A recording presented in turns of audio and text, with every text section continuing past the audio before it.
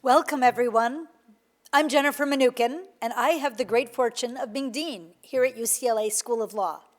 It's my honor to welcome you to this celebration, marking the graduation of the UCLA Law Class of 2020, and I'm bringing this to you live from the UCLA Law School Library. Thank you so much for joining us today. These are unprecedented times, and this virtual ceremony is certainly unprecedented for us here at UCLA Law School. It's my 5th commencement as dean here, but certainly my first virtual one. And I want to start off by saying that I hope that wherever you're watching this ceremony from, whether it's just down the street here in Los Angeles or halfway across the globe, that you and your loved ones are staying healthy, safe, and keeping your spirits up in this challenging moment. This is not precisely the commencement ceremony that any of us expected, or frankly, wanted. In any other year, we'd be outside, in the sunshine, together on UCLA's beautiful campus. We do plan to have such a gathering for the class of 2020, though it's too early to say precisely when. I'm thrilled to mark today, an important milestone, and to celebrate the incredible accomplishments of our graduates. But I also very much look forward to the day when we can do that and so much more together and in person once again. In the meantime, hard though these weeks have been, I am grateful for some silver linings. In particular, with respect to today's ceremony, I'm grateful that family, friends, and loved ones who might not have been able to travel to join us in person, were we outside in the sunshine, are able to join us virtually and to be part of this live-streamed ceremony. The program will include speeches from students, faculty, and friends of the law school, along with a couple of surprises that I hope you'll enjoy. To start things off, here are members of the UCLA Law School's Law Capella singers, and they will present our national anthem. So welcome to La Capella. Thanks. Oh, say, can you see by the dawn's early light what so proudly we hailed at the twilight's last gleaming, whose broad stripes and bright stars through the perilous fight o'er the ramparts we watched were so gallantly streaming, and the rocket's red glare, the bombs bursting in air, gave proof through the night that our flag was still there. Oh, say does that star-spangled banner yet wave o'er the land of the free and the home of the brave? Guatsi. Hello, everyone. My name is Melody Meyer, and I am from the Pueblo Nation of Laguna. I am the former UCLA Native American Law Student Association co-president and part of the 2020 graduating class. Before beginning today's commencement, we'd like to give a land acknowledgement. Although we are all tuning in from around the globe, UCLA Law's campus is situated on the traditional, ancestral, and unceded territory of the Gabrielino Tonga peoples. In gathering virtually to celebrate our graduation from UCLA Law, we recognize the Tonga peoples as the traditional land caretakers of Tovangar, the Los Angeles Basin and Southern Channel Islands, and pay our respects to our ancestors, our elders, our relatives and relations, past, present, and emerging. As we each move forward in our own journeys, may we continue to recognize the ways that UCLA and we as UCLA Law graduates can serve the indigenous peoples of Tovangar. Dua'e. Thank you. Hi, this is Patrick Goodman and Sandy, and we're wishing all the JDs and LL.Ms of the class of 2020 congratulations and best wishes and good luck. Right? Hi, everybody. This is Jay Leno. Congratulations on the law class of 2020. I'm here, and I own this building, and I live in Beverly Hills because of Ken Ziffrin. If it wasn't for lawyers like you guys, I would be getting screwed left and right. So thank you very much. I'm Alicia Miñana, a member of the great class of 1987 and the board chair of the UCLA Law Board of Advisors. I'm here to congratulate you, to say a great big muchas felicidades to all of you in this culmination of 3 years of hard work and sacrifice, especially in this unprecedented spring of 2020.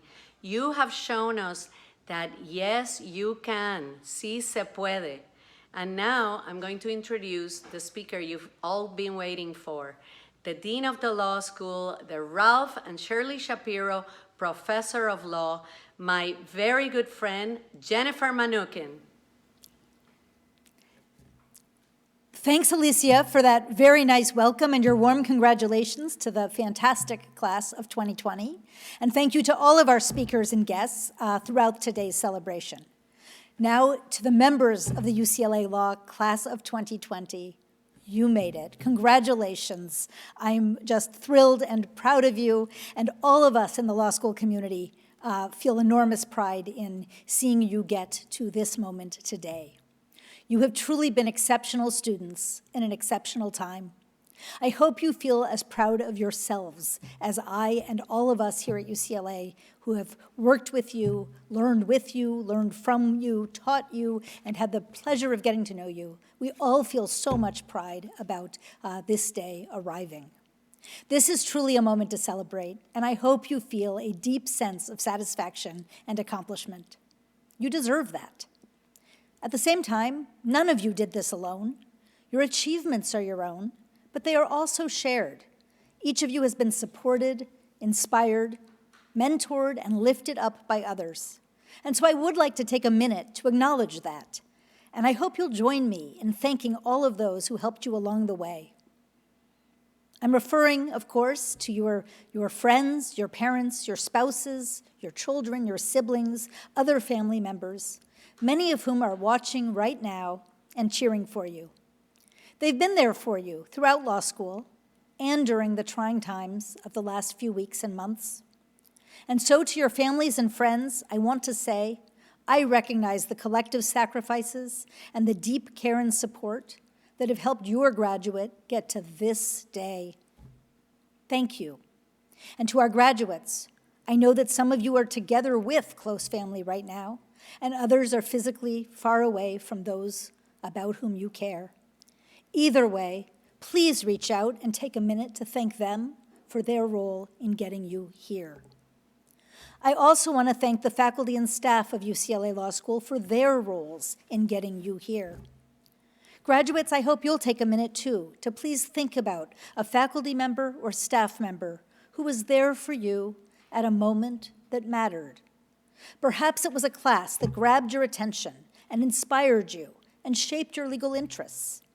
Maybe it was a conversation that lifted your spirits on a challenging day.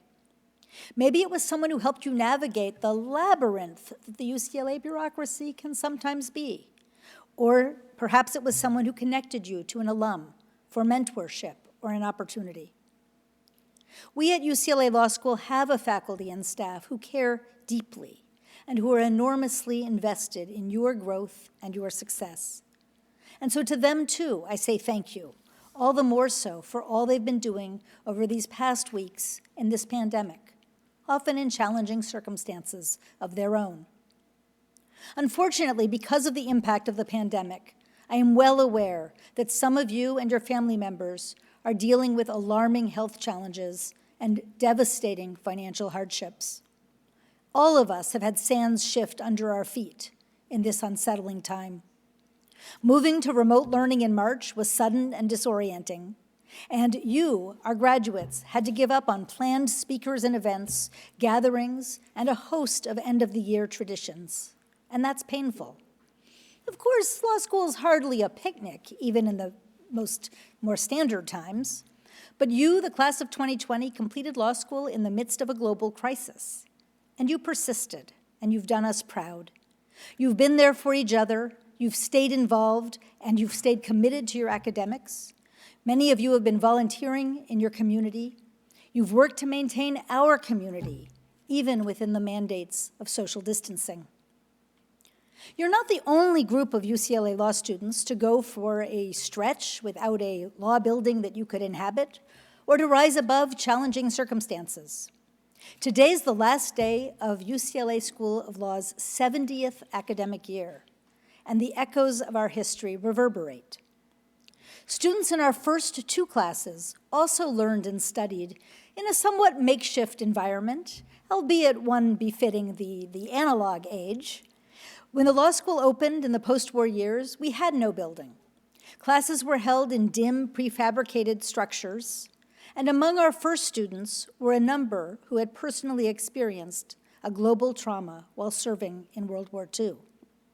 Others included a small but mighty group of pioneering women who in law school faced long odds and enormous professional uncertainty simply because of their gender.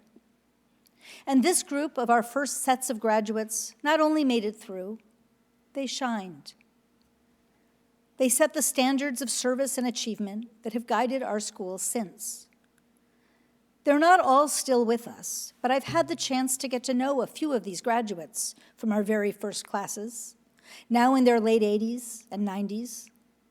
I love hearing their stories, both of the challenges they faced and the ways that they connected with each other, and in many cases, they remain connected throughout their lives.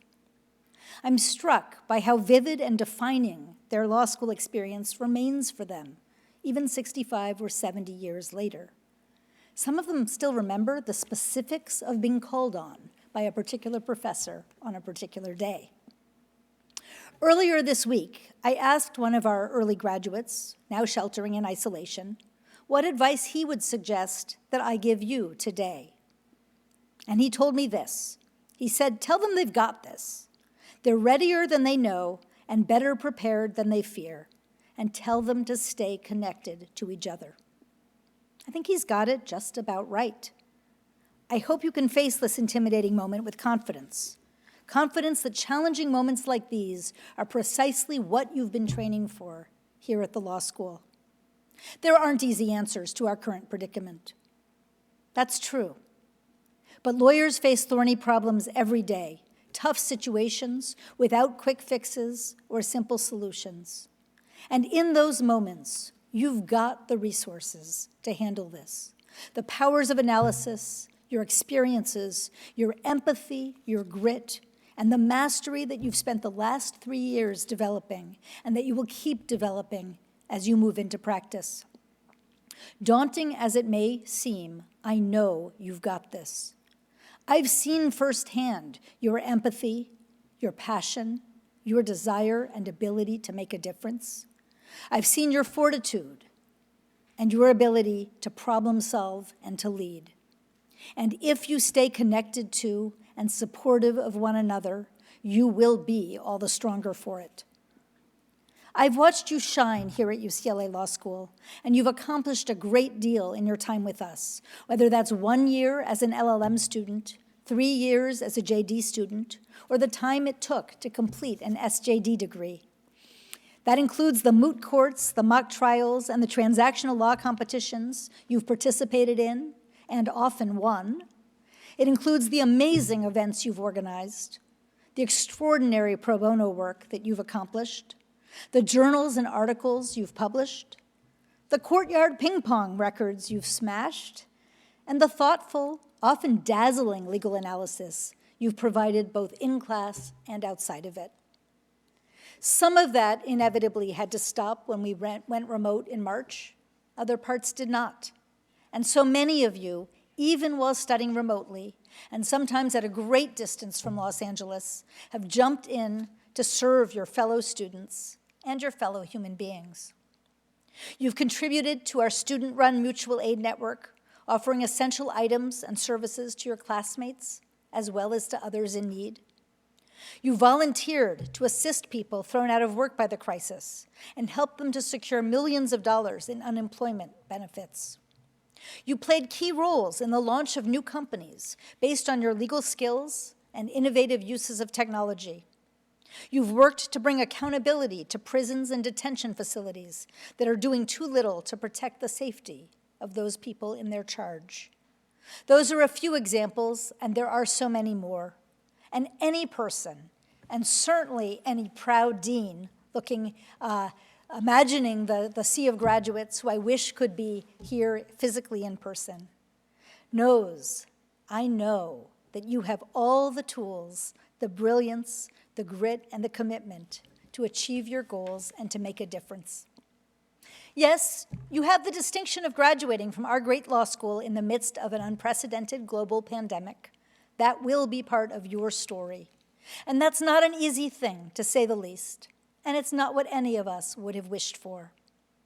I also know that these next months and even years may not have precisely the shape that you expected just a few months ago, and that there could well be further challenges. But these next years are also going to create extraordinary opportunities to make a difference. Lawyers are fundamentally problem solvers, and goodness knows there are plenty of problems that we and you will need to solve. Crisis creates spaces for creativity and for out-of-the-box solutions, and I very much look forward to seeing how your ingenuity will be put to great use in the months and years to come. And so I'm cheering for you today, but not only today.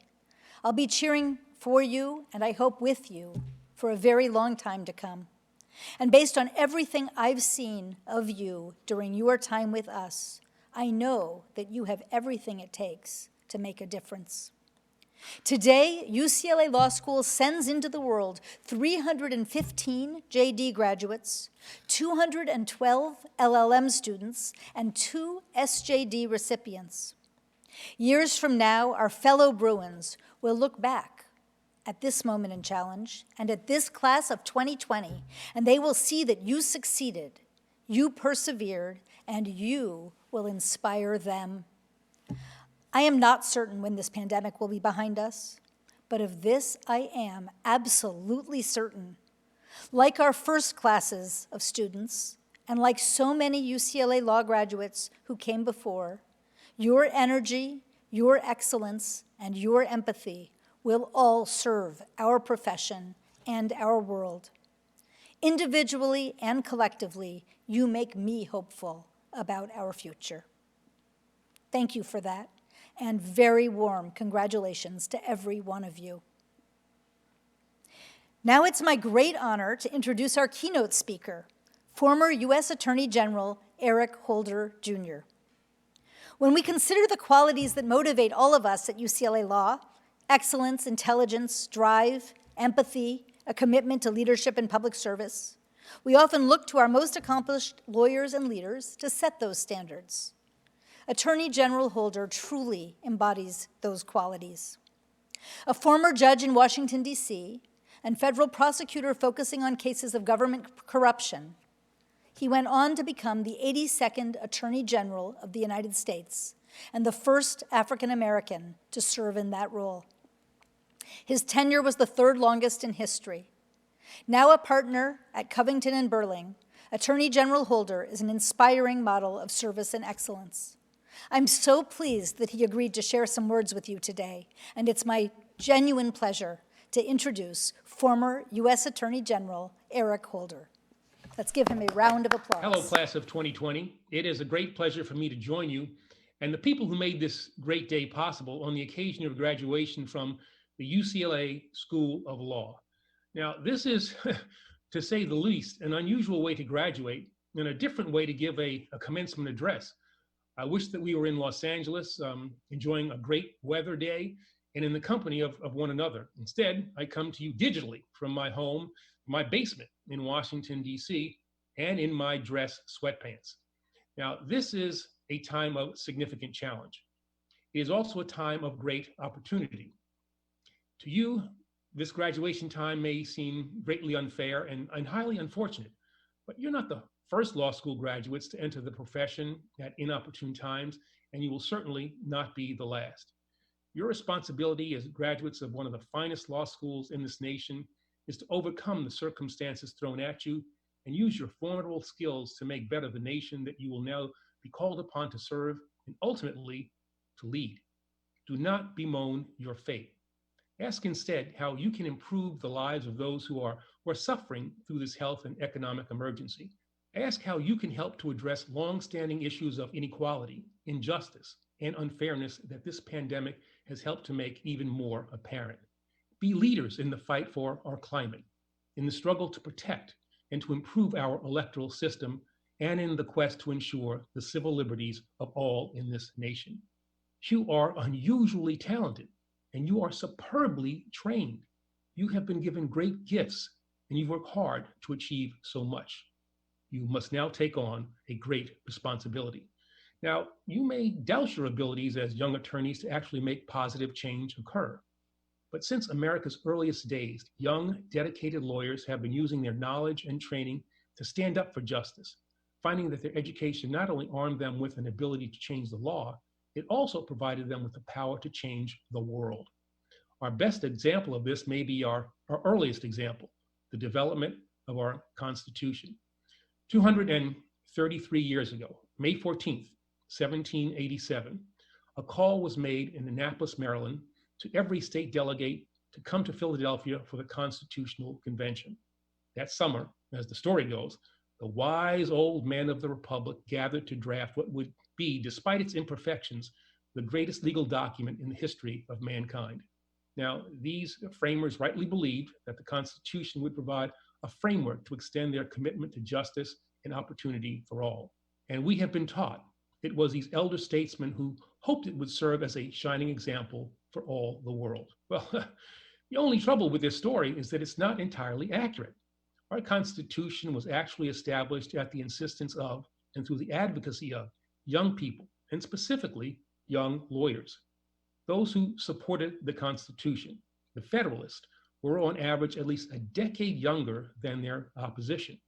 Several leading Federalists were under 35, and more than a few of them were in their 20s. At 44, the oldest Federalist was George Washington. Now, this history underscores a trend that we've seen time and again in every chapter of American history.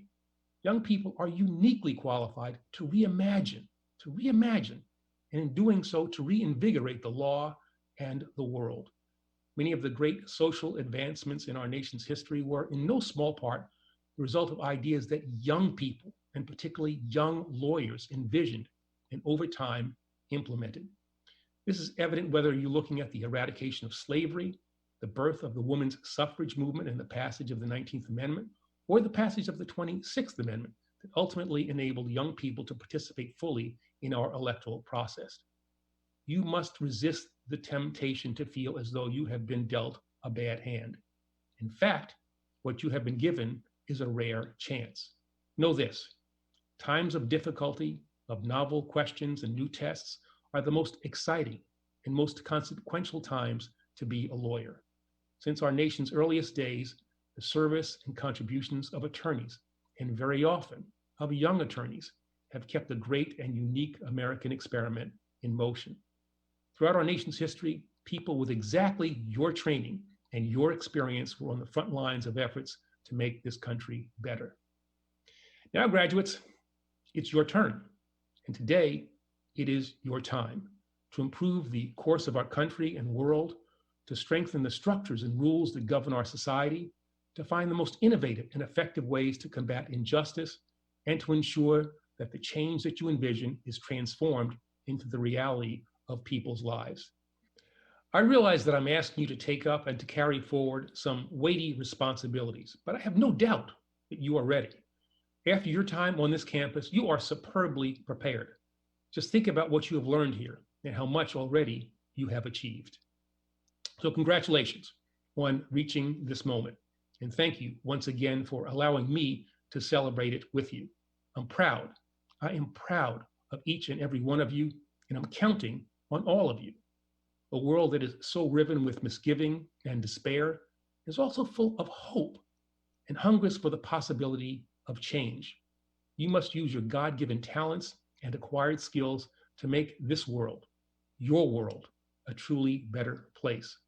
I know that each one of you has that ability and that possibility within you. Your duty is to make certain that what might be possible does not become what might have been. I am confident that you will meet your responsibilities, exceed your expectations, and help to transform our nation and this world for the better. Thank you. I'm Professor Eileen Scallon, and I hope each one of you lives every day to its absolute fullest. Congratulations, class of 2020. Special shout out to Section 8. Hello, my name is Antonia Hernández, the class of 74, and I'm delighted to congratulate the class of 2020. I wish you meaningful life, a wonderful job, and now I introduce to you the 3L President, Sarah Williams. Good afternoon. On behalf of the UCLA Law Class of 2020, I'd like to welcome all of you who are watching this today. And to the team of people who made this possible, to Dean Mnookin, Dean Marti, Payal, Tiffany, Wei Joan, Bill, and Ryan, thank you so much for doing everything in your power to ensure that we had a meaningful end to our law school careers. To my classmates, I have to take a moment to state the obvious. This is not how we imagined we would be celebrating the end of law school. But I hope at the very least, this event will still provide moments for reflection and moments to celebrate all that you've done and how you've grown over the last 3 years. Indulge me in remembering our first semester at UCLA, reading your first 18th century case, getting to know the hellish citation manual that is the Blue Book, and struggling to pronounce Latin terms just to find out that all of your professors pronounce them a little bit differently. We soon realized that law school is about legal reasoning, thinking like a lawyer, and not necessarily about learning specific areas of law. And thinking like a lawyer isn't easy. It demands that you seek out the weaknesses in your own arguments and beliefs, that you really engage with different perspectives, and that you admit when you are wrong, which, as our loved ones can attest, is often challenging for us to do. Law school changes the way you look at the world, and the most difficult part about that shift in perspective is seeing with your own eyes just how fragile things are. Law school teaches us that our institutions are fallible. They are often ineffective, and they sometimes cause meaningful and lasting harm. And that is because law is a human project. It is foundational and necessary, and yet it is imperfect. Grappling with the fact that law often serves as a barrier to justice rather than a path to justice can be demoralizing, but we cannot despair. In fact, there's something deeply clarifying about peeling back the curtain and seeing things as they truly are. And that is what we are living through today. We enter a transformative period of our lives in an undoubtedly transformational historical moment. We have been asked to rethink the ways in which we relate to one another, and deep structural inequalities have been fully exposed. The burden of re-examining the status quo can feel unbearable, but re-examine it we must. And I can say with utmost confidence that this class of graduates is well suited for the task of building a more just, equitable, and compassionate society. I have seen you rise to the occasion time and again, publishing legal scholarship that repudiates and exposes damaging legal doctrines, representing the underrepresented, and advocating for necessary change on campus, in Los Angeles, and around the world. You stand for what you believe in, even when intimidated, and you speak your mind, even when you are the lone voice in the room. When your friends need help, you're there, with an outline, with a copy of your notes, or just with a word of encouragement. You are generous with your time and energy, with your love and support, and with your advocacy. And even now, in the midst of a global health crisis, you think not of yourselves, but of others. And I couldn't be prouder to be your classmate. To my fellow students, my friends, you will rise to the occasion. You always do. Congratulations, class of 2020. I look forward to the day we gather again together, in person this time, to embrace one another, celebrate our time at UCLA Law, and talk about all that's happened since. Just know that I cannot wait to see the amazing things you'll do.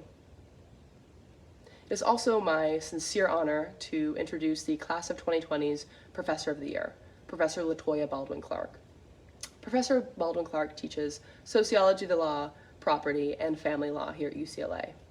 And to put it simply, she is beloved by her students. I asked a few of her students to provide me with some anecdotes and comments about what they loved about Professor Baldwin Clark.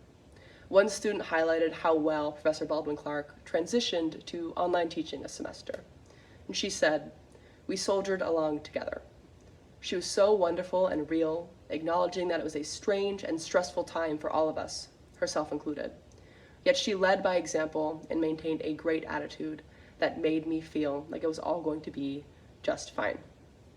Another student told me that the way Professor Baldwin Clark teaches sociology of the law reminded her that the law and legal profession is what we, humans, make it.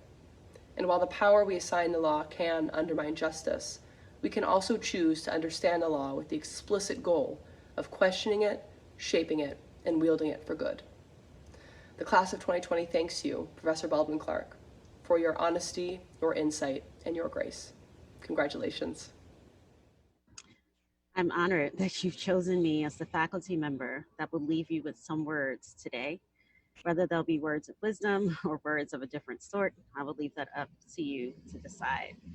So today I'm wearing my graduation robes that I wore when I graduated from law school 6 years ago. For a while, you are likely not wearing your robes given the circumstances. I did not want the occasion to go by without honoring the specialness and importance of the day. So, many of you know that I have 3 children who often appear when I'm teaching, whether physically, virtually, or in a story. So my remarks today, my teachable moment, will be no different. So let me tell you about my littlest one. He's a bit of a ham. He's vivacious. He likes to Zoom bomb my classes and faculty meetings. He likes to dance around with his shirt off and do TikToks with his sister. He's a good rip sticker, good at soccer and basketball, and he is so kind. One of the kindest people I know, kind beyond his years. But 3 years ago, he was having trouble reading. His struggles took me by surprise. He has a great vocabulary, and my older 2 have always been such good readers.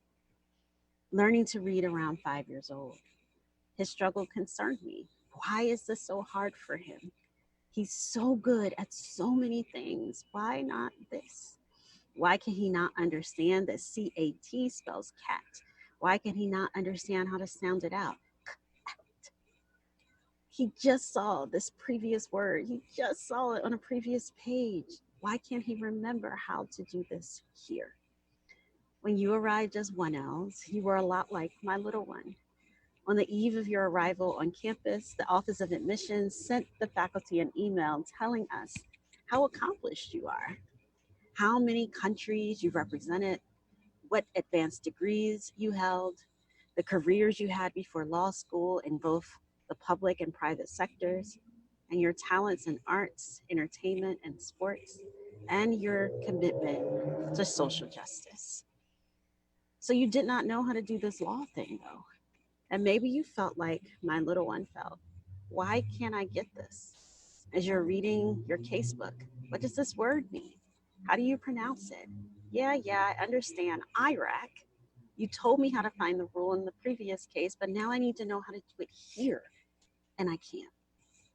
And you being so very accomplished in these other areas with your talents and skills and jobs and families, you felt frustrated at the process. And maybe you also felt like he did, completely discouraged. He wanted to learn how to read so bad, to use his reading to access other good stuff, and to not get it right away was too much for him. Many times he just pushed the book away, threw up his little hands, and stomped off. I'm positive that you can relate to me having felt this way at least once in the last 3 years, where you pushed the book aside after you had stared at a word and couldn't decode it, where you felt discouraged from even going on, and when you even felt like you might quit. But in the past 3 years, he's reading better now, and so are you. He persevered, and so have you. He can not only read, but he can make linguistic jumps from cat to bat. He can add a CH to form catch and batch, from law to lawyer, from pool to school. And he's remained good at soccer and basketball. And he even wants to be a feature in this video. He's learned this new skill, created this new identity as reader, but he is still the same kid. And so it is with you. You're now a better reader of the law. You can even write the law, analyze the law, and create the law. But you're still all the things that the admissions office noted when you entered as 1Ls. You remain talented in arts and entertainment. You will use your past careers to inform your law careers, and you remain deeply committed to social justice, racial, class, religion, sexual orientation, gender, and environmental justice, just to name a few. Talking to you, I know that the commitments you've had, your commitments to social justice, have only strengthened over the last years as you learn the ways in which the law can be both a tool and an obstacle. So today marks the occasion where you add lawyer to your identities. But lawyer is not the sum total of who you are. You've learned the law and the tools it offers you to chase the dreams you had when you walked on campus 3 years ago, or new dreams that you've developed over the last 3 years. So walk into every room with all of your identities, lawyer, artist, organizer, parent, and use the tools you've learned over these past 3 years to strengthen those identities, create new ones, and chase the dreams you have for yourself, your families, your communities, and the things and people you care about. So Langston Hughes, the great Black Harlem Renaissance poet, wrote a poem entitled Dreams that I'd like to share with you as I wrap up here. Hold fast to dreams, for if dreams die, life is a broken-winged bird that cannot fly.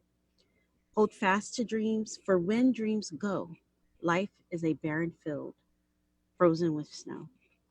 UCLA School of Law Class of 2020, walk into every room, embracing all that you are, and chase your dreams.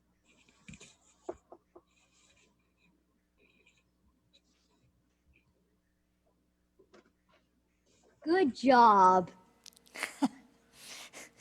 Congratulations, Professor Baldwin Clark, on being selected as Professor of the Year, and thank you for that beautiful message, and thank you to your beautiful son as well for helping to send our class of 2020 off in style. As I mentioned earlier, this has certainly been a challenging year. There's just no way around that for all of us at the law school, for many of our students, and for their families. And perhaps that's even especially true for the students in our LL.M program, who came to us from 30 countries all around the globe to join us here at the law school and here in Los Angeles, and who found themselves quite far from home and from their loved ones when everything changed quickly. And so on this day of celebration, the shadow of this pandemic is inevitably with us. It has affected your experiences of law school and your experiences of life. It's caused disruption and tragic loss of life, and it's tested all of us, certainly here at UCLA Law School, but all across our state, our nation, and our globe. Our next speaker is graduating LL.M student Shuping Dong, and she is from Wuhan, China. She'll be sharing with us some of her remarks about her experience and her family's during this pandemic. Welcome, Shuping Dong. Thank you. Hi, my name is Shuping Dong, an LL.M student from China, more specifically, Wuhan. On April 8th, after being closed for more than 2 months, Wuhan is now open, and the city can finally function. During those 2 months, my parents stayed at home, not going anywhere. The only fun they had was to play table tennis. Not much space was needed, and they could ease the boredom of staying at home. I was heartbroken to see them live like that. I wanted to buy some masks for them, but was only told sold out. I called them every day to check their safety. When things started to settle down on April 4th, Tomb Weeping Day, people in China mourned for 3 minutes for those who failed to survive this cold winter. Some were patients who didn't win over the virus, some were doctors and nurses who sacrificed their own life to save others.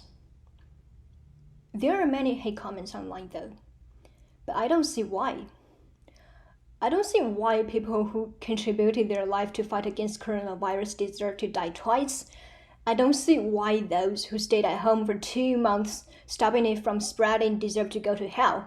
And I don't see why people with Asian faces got attacked, stabbed, and discriminated. Chinese people have done the best to control it, and we're all in this together. Virus doesn't discriminate anyone. Everyone might get infected. Prime Minister or President, black or white, Asian or Caucasian, everyone is born equal in face of disease. But how can humans discriminate each other according to color, race, and nationality? We are worse than virus.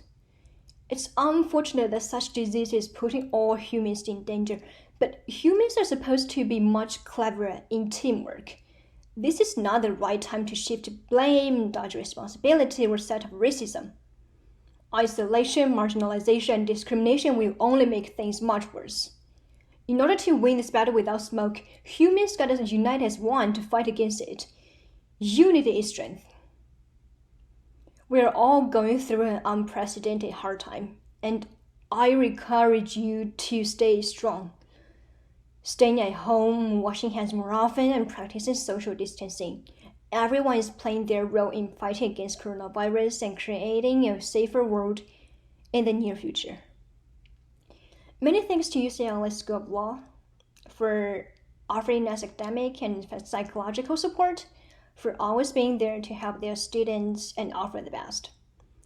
I wish we could all hold on to the end. Thank you. Hi, I'm Stacey Snider, a proud member of the class of '85, and I'm so honored to congratulate the UCLA Law School class of 2020. I can tell you from my own personal experience that you're always and often going to draw from your law school education. And now I'm happy to turn it over to Taylor de Laveaga. Thank you, Stacey, and congratulations, class of 2020. We did the thing, and I am so grateful that I got to do it alongside you. And I'm grateful for this as well, and the people who made it happen, even though, of course, this is not the finale that any of us would have wanted. This is the culmination of years of Blue Val coffee and Keith fist bumps and Googling things like, what is a tort? And thanking the cold call gods for that time Professor Colgan asked the guy next to you about men's right instead. And it should have been a celebration.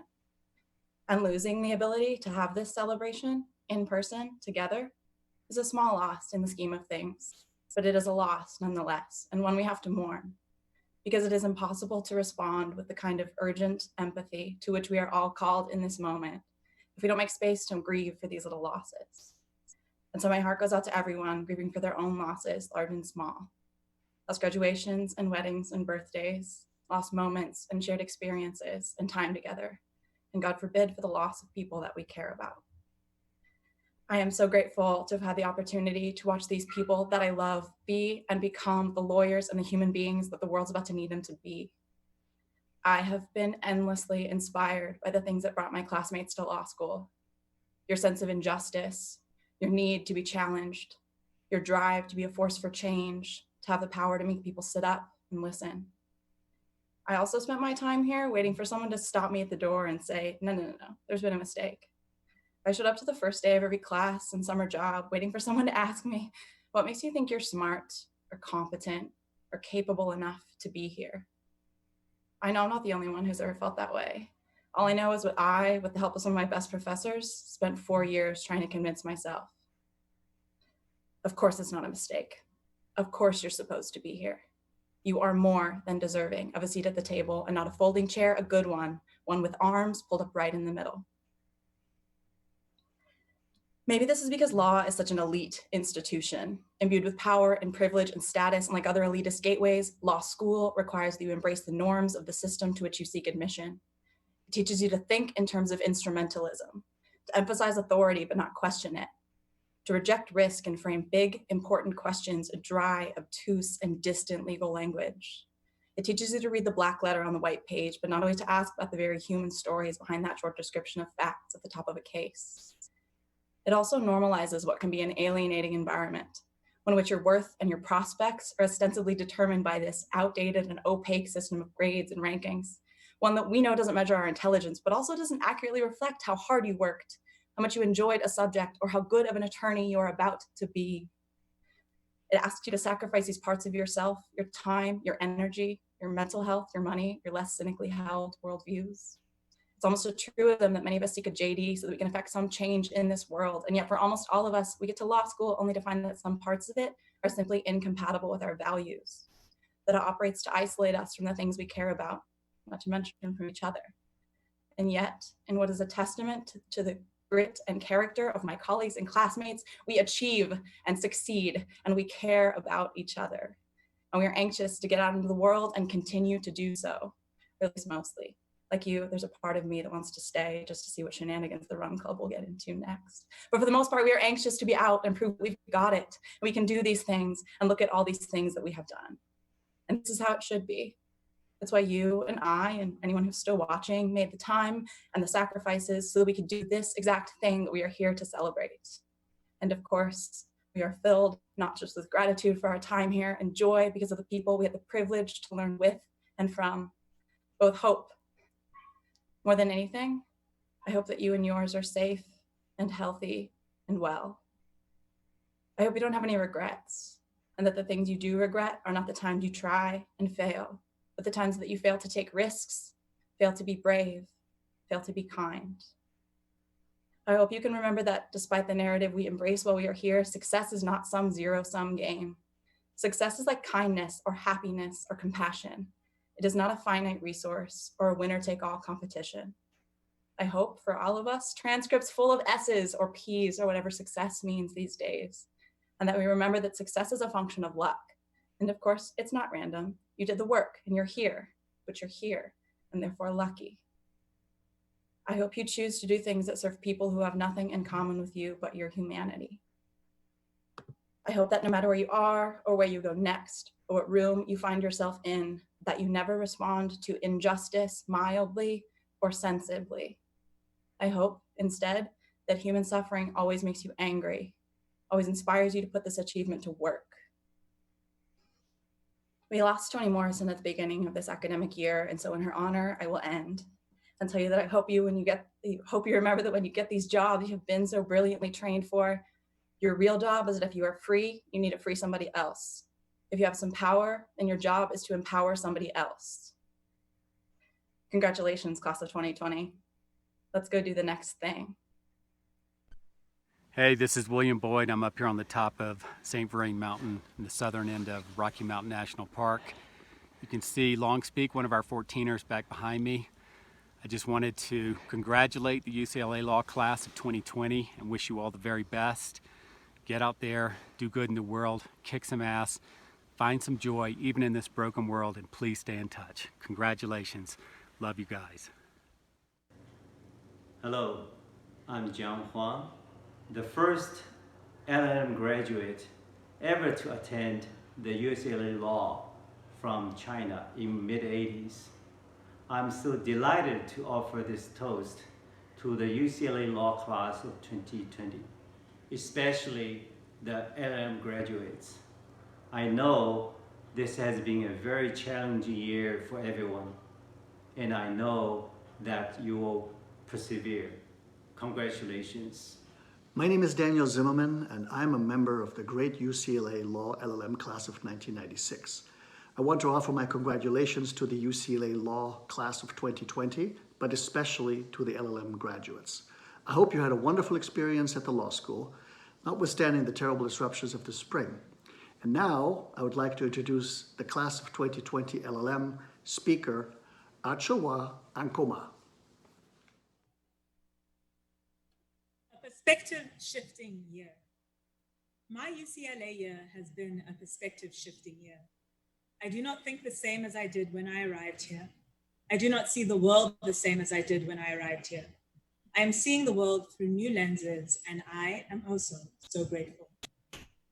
We live in a new world. Many say nothing will be the same again. So, what kind of year prepares you for a world you could never have imagined? A perspective shifting year.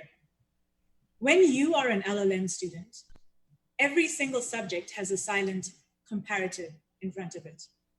Comparative entertainment law, comparative music law, comparative television law. You come here with your own set of experiences. You've already spent time consuming doctrine that you thought was infallible. You understand legal principles based on the values of a different country. And then you come here, and everything you know is tested. You are taught to understand what really informs legal principles, how much a law reflects a society's values. One of my favorite sayings is, if you want to see what a society values, follow the sacrifice. We have had a crash course in American law and the values of American society and what is worth the sacrifice here. I have learned to understand and interpret different legal systems, understand how laws articulate a society's values. We walk away from this perspective shifting year, empowered with knowledge many will never have the opportunity to acquire. A deeper understanding of why the law operates the way it does, an ability to answer questions on what the best way forward is. I encourage my fellow LL.M students to reflect on that as you push on with the rest of your lives. I look to my classmates with absolute admiration for what they have been able to achieve in this short space of time. What makes someone leave their home, their country, their loved ones for a year in a foreign environment, believing that there is more to learn? For a year of intense learning and adapting at a careening pace. For some, it has even meant learning a new language. We have all taken this challenge in our stride. We have leaned on each other and we have helped each other translate America. In fact, we have enjoyed it, as we have used every opportunity to see as much of the city and multicultural country as we can in this short space of time. We have demystified America and understood the magnetic quality that brings people from all over the world, the good and the bad. We have attended college American football games and NBA games and celebrated Halloween and found joy at the bottom of a red Solo cup. We have learned what moves the heart of the entertainment capital of the world. We have explored neighborhoods we have heard so much about, and now, when I watch American movies and television shows, I have personal memories attached to the places I see on TV. We have had a crash course in becoming a Bruin and an Angelino, and I truly won't forget where I was when I found out that Kobe Bryant had died, because of how that loss shook this community. Now that we are at the end, I find myself attempting to articulate what are the things that we couldn't have learned elsewhere? What are the things that you have learned that you can't put a price on? I saw something on social media. You can communicate all you want to someone, but if you don't allow different ideas into their way of thinking, it is useless. Real comprehension has to do with having an open mind. Our class has 212 LL.M students, 2 SJD students from 35 countries, all open minds. We come from different class backgrounds, races, cultures, influences. Every time you talk to a new member of your LL.M class, your perspective shifts. Every time an LL.M student raises their hand to offer a perspective, you gain something new. You see them differently. You see the world differently. I feel more equipped than most to engage lawyers in Europe because of what my European classmates have shared with me about how their work culture goes. I feel more equipped to understand the intricacies of Asian legal systems because of the perspectives my Asian classmates have shared with me, both in and outside the classroom. Through my South American classmates, I've learned to understand the heart of law in a way I never would have had the privilege to do so without the necessary language. From my Australian classmates, I now understand that Australia is grappling with legal issues of decolonization and conservation very similar to South Africa. And those of us from Africa have had the space to bring to light legal jurisprudence coming from our own continent on an equal footing. This global pandemic has reminded us that we are one world, increasingly linked and unified. But because we have chosen to straddle two worlds for a whole year, immersing ourselves in the UCLA experience while remaining connected to where we come from, we have had more opportunity than most to gain the necessary intellectual armor to navigate the globally unified but complex future. How do you thank an institution for teaching you to think differently? How do you thank a space? How do you thank a city? How do you thank a culture? How do you thank them for lessons that cannot be articulated on a transcript? I am sure that all of us have encountered ideas we want to take home with us. Through Prof. Monson's Hollywood Guilds class, I have learned how important organizing and labor is to the creation of equitable and diverse participation in the entertainment industry. The documentary film Legal Clinic, as patiently taught and guided by Professors Dan and Dale, has been a mind shift, and I'm excited to attempt to increase access to legal services in the African creative economy based on their model. From Prof. Riley's Arts and Cultural Property class, I have gained the language and the confidence to advocate for land-based cultures and indigenous knowledge cultural systems. To ask, what is art? What makes it so? And what does the law do to facilitate that conversation?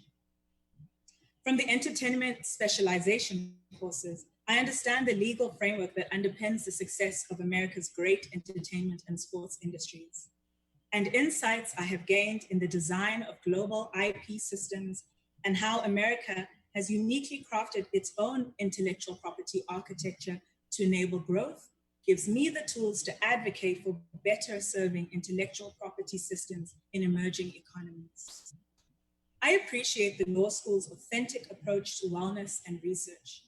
It has been a perspective shift to have teachers who are able to be leaders in their respective fields beyond academia. I appreciate the student orgs, with special mention to SBA, BALSA, and the Entertainment Law Journal, for pushing me to question my own stance on many issues and giving me insight on opposing viewpoints of Americans. I learned how important it is to have a Tony Talbot in the halls to provide a flash of kindness when it is least expected but needed most. Thank you to the grad office for helping us navigate adapting to this new world. Thank you for translating it for us. I feel like a vessel. I feel useful to the world. And I hope that the rest of my LL.M students recognize what we now bring to the table. If you don't see the world differently, you cannot impact it. And just because things are the same or the way they've always been does not mean it has to be that way. And if you cannot imagine it, then you just can't be a leader. What will be our legacy as this United Nations of LL.M students? How do we honor everything it has taken to get us successfully through this year? How do we honor our family, our friends, our loved ones?